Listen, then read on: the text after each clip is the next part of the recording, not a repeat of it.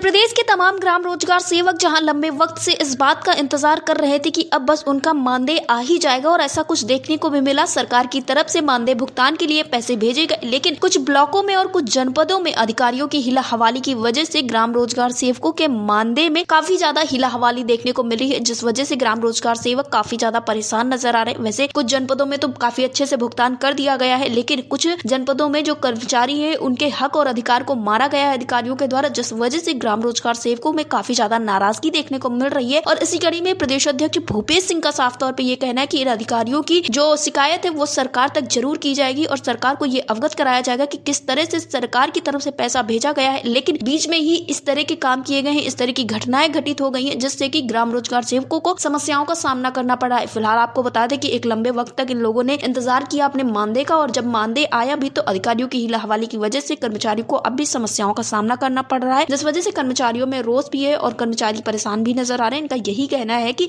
सरकार की हर एक योजना का संचालन इन ग्राम रोजगार सेवकों के द्वारा किया जाता है, अधिकारी इन पर दबाव बनाते हैं, लेकिन बाद में परिस्थितियां कुछ और हो जाती हैं जब मानदेय की बात आती है। एक तरफ सरकार के कुछ अलग नियम है और दूसरी तरफ यहाँ धरातल पर जो अधिकारी हैं वो कुछ अलग ही नियम बनाए बैठे हुए। इस वजह से प्रदेश अध्यक्ष भूपेश सिंह के बीच में भी काफी ज्यादा रोष देखने को मिल रहा है। उस विषय में उन्होंने ज्यादा जानकारी देते हुए और क्या कुछ कहा, आप भी सुनिए। भूपेश जी, आपका हमारे चैनल अटल टीवी पे बहुत बहुत स्वागत है। धन्यवाद मैम। भूपेश जी, जैसा कि आपके द्वारा अवगत कराया गया था कि जो आप लोगों का मानदेय था वो मिलने वाला है आप लोगों को, तो जैसा कि आज 31 तारीख है और कल से एक हिसाब से देखा जाए तो एक नया साल भी शुरू होने वाला है फाइनेंशियल ईयर के हिसाब से अगर देखें तो क्या मानदेय आप लोगों का आप लोगों के खातों में पहुंच चुका है? सबसे पहले अटल टीवी को धन्यवाद कि जो हमारी बात को हमारे कर्मचारियों तक, हमारे संगठन के पदाधिकारियों तक, शासन प्रशासन और सरकार तक हमारी बात को पहुंचाते रहते हैं और समय समय पर हमारी समस्याओं को उठाते रहते हैं। दूसरी बात, मानदेय के लिए जो 144 करोड़ रुपए भारत सरकार द्वारा जारी किए गए थे वो 130 करोड़ रुपए अभी 4 दिन पहले मिले सरकार को, लेकिन तमाम विकास खंडों में बड़ी अनियमितता उस पैसे का बड़ा दुरुपयोग हुआ।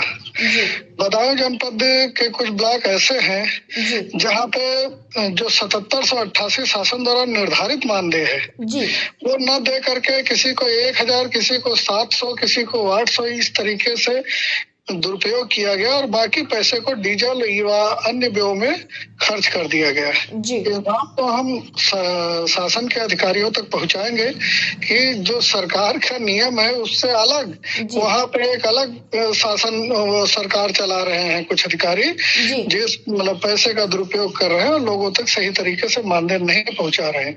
मानदेय नहीं देना था ना देते, लेकिन 700-800 रुपए प्रतिमाह के हिसाब से वो मानदेय दे रहे हैं, जो कहीं न कहीं से उनकी अनभिज्ञता और जो धनराशि सरकार द्वारा पैसा भेजा गया था उसका दुरुपयोग हुआ है। बाकी काफी ऐसे जनपद है जैसे बनारस है, सहारनपुर है, कानपुर है और बहुत से ऐसे जनपद हैं जहां पर जीरो मानदेय, मतलब एक आधा महीने का किसी ब्लॉक में दे दिया गया, बाकी कोई भी मानदेय का भुगतान नहीं किया गया। हमारे प्रधानमंत्री जी का जनपद बनारस है और वहाँ के कर्मचारी इतने शोषित और इतने पीड़ित हो रहे हैं। हम आपके चैनल के माध्यम से सरकार और शासन तक ये बात पहुंचाना चाहेंगे कि वहाँ के प्रकरण को ध्यान दें, क्योंकि रो करके गंगा मैया की जय बोल रहे हैं और उसमें हमारे माननीय मुख्यमंत्री जी जो इतने दयालु प्रकृति के हैं, उनके कहीं न कहीं से बनारस के अधिकारियों द्वारा उनका उत्पीड़न किया जा रहा है, मानदेय नहीं दिया जा रहा है। अगर जो हमारे माननीय मुख्यमंत्री जी तक आपकी बात पहुंचती है तो निस्संदेह वहाँ के अधिकारियों पे कार्यवाही होगी और जो विगत 2-3 साल से मानदेय नहीं पाए हैं हमारे ग्राम रोजगार सेवक, उनको मानदेय मिलेगा। तो मानदेय अभी भी बहुत बकाया है। काफी ब्लॉकों के जनपदों के अधिकारियों ने पैसे का दुरुपयोग किया है, पैसा मानदेय न दे करके अन्य मदों में खर्च किया गया है। हम आपके चैनल के माध्यम से चाहेंगे कि गरीबों की हाय इन ब्लॉकों और जनपदों के अधिकारियों को नहीं लेनी चाहिए।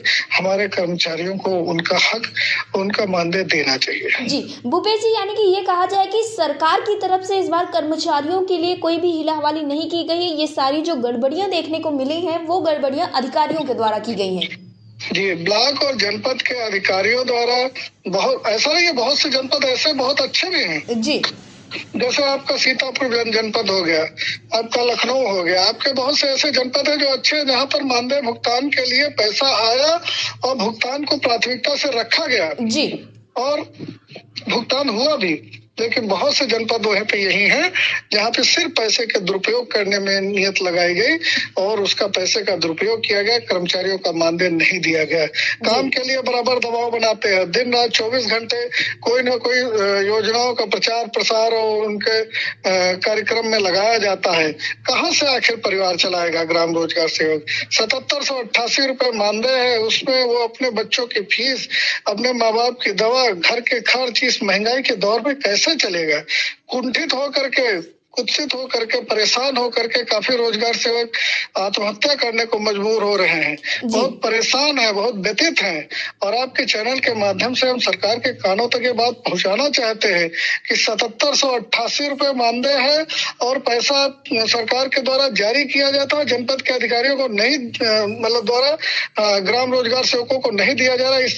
इसका संज्ञान लिया जाए और इस पर कार्यवाही होनी चाहिए। नहीं तो दिन प्रतिदिन जो स्थिति बन रही है, कहीं ना कहीं से एक समय 58,000 ग्राम रोजगार सेवक था, आज 35,000 ग्राम रोजगार सेवक बचा है।